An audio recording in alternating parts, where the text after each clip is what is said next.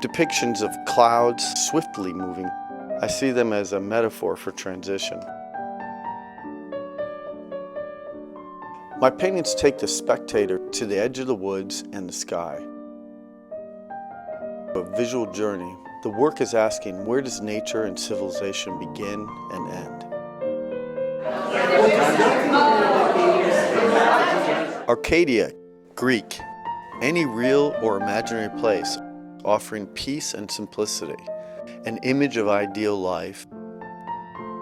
Certainly it relates directly to the history of landscape painting and how I'm dealing with landscape painting with this current body of work.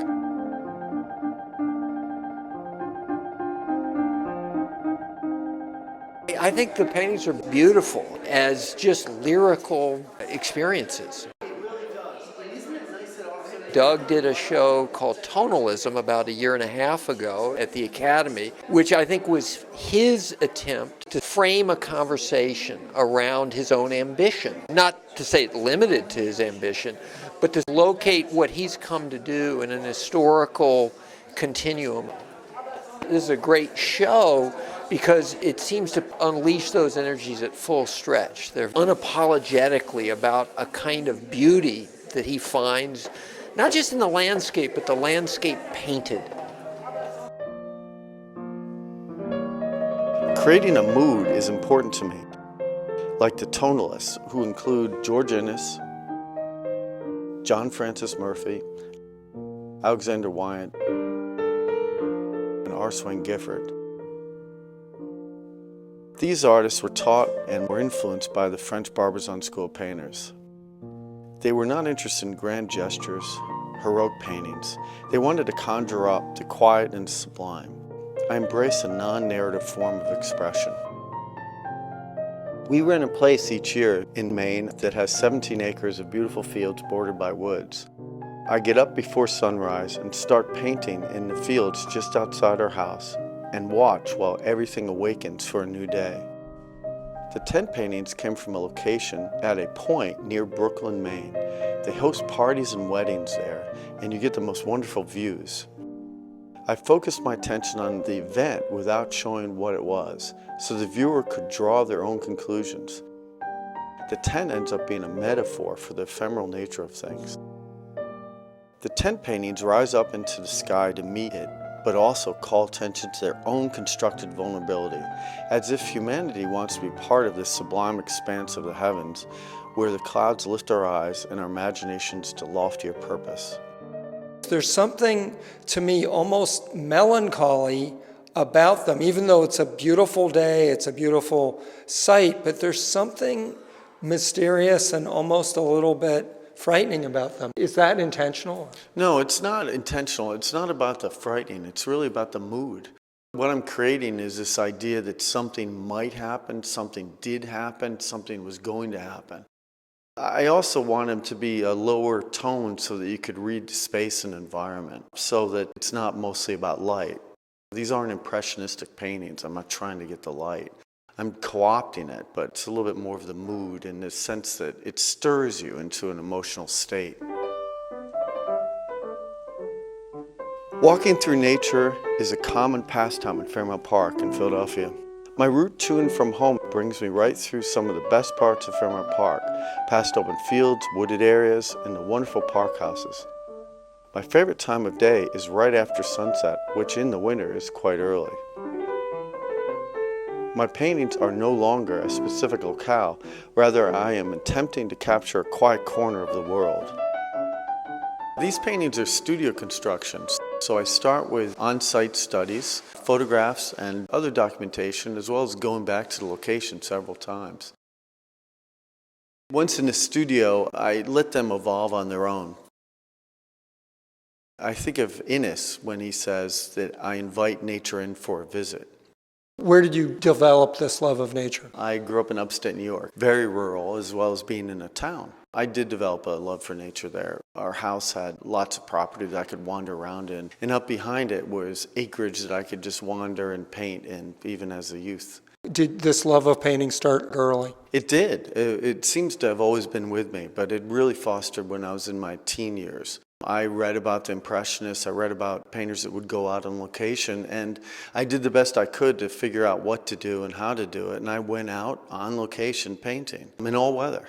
The winters in New York State are very harsh and cold and long, and I went out and painted even in 20 degrees. I didn't get much done, but I sure got cold. Did you have a high school teacher who encouraged you? I did, and he actually told me about the Pennsylvania Academy. His name was Gordon Muck. He really took me aside, knew I was serious, and he fostered that interest I had. He knew the only place really for me was the Pennsylvania Academy, and that's why I ended up going there.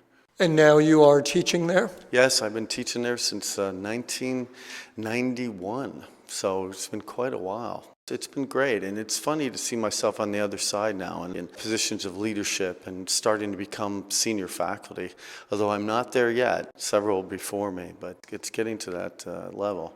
For a man in his 30s, that's pretty impressive. No, it sure is. I wish I still was. Oh, I love Doug as a teacher. He's such a good mentor, and he has made me progress in my art in ways that I can't believe. Doug is a phenomenal teacher. He's one of the best teachers I ever will have and that I've ever had. You're talking about Doug Martenson. Doug Martenson, the real Doug Martenson. I knew him when he was your age. I didn't even know That he was ever that young? Yeah, that you lived back in the 1400s. I noticed you were looking very intently at Doug's paintings. Are you one of his students? Yes, I am. I'm taking his landscape class this semester. And what do you think of this show? I think it's outstanding. The formal values that I employ are shared with abstract painters. These include pattern, surface textures, gesture, and expressive paint handling, as well as symbolic form. One of the things that I find really wonderful about your art is that you have a very matter-of-fact way of expressing the subject matter. It's not overdone in any way, like you're not larding on the paint for its own sake. That's a great term, larding on the paint. We prefer to call it painterly, but it's direct and it's spontaneous, and that's the thing that I find very exciting in the studio, is that I can create that same feel that you would have outdoors. And many of the perceptual painters feel that you always have to be on location to get that.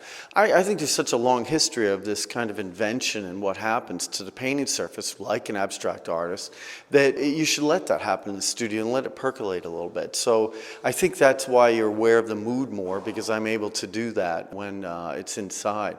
But as far as the paint handling, it's just a means to the ends. So to me, it's this extension of making the volumes come to light and the different forms reading, the space starting to be created, and the colors, the way they're toned. And so it's just a byproduct of that. And I'm trying not to think about it, so it's very lively. Doug, explain your color use in this painting. Yeah, it's really based on the use of violet. So the violet is underneath, it's the imprimatura. And then I let it dissolve and come through all these different areas, like in here, over there, and then the basis to the sky and the ground. And so because of that unifying experience of that color, it changed the white, it changed the green, and it made it really join together. I think that's also another nod to Lou Sloan, because he always worked on a violet ground. But the colors can really start coming through and modify what's in front. Louis Sloan was the Pennsylvania Academy teacher who most influenced Doug Martenson. Lou would take Doug and other students on regular landscape painting trips to the Catskills. After Lou retired in 1997, Doug continued the tradition. Trips to the Catskills, which I ran for 5 years after Lou Sloan retired. And I've been talking about to the students, my recent students, that we really should build that up again, start to go back to the Catskills. So we're going to do it. We're definitely. Do you rework these a lot? Are there under these paintings other images? I try not to do that because Lou Sloan, who was also a conservator, he would tell me about Franklin Watkins and Walter Stumpfig that did that all the time. And he showed me examples of their works and the way that the paintings from underneath would start to reemerge later on. So I try not to do that, but I do work the paintings. I'm a big fan of sanding them, taking out whole areas, building back on top. And sometimes they just go spontaneous from the beginning. You just don't know. Sidney Goodman also said that you can't be afraid of taking whole passages out to make a whole area work. You can't be married to the original concept. You have to let it evolve.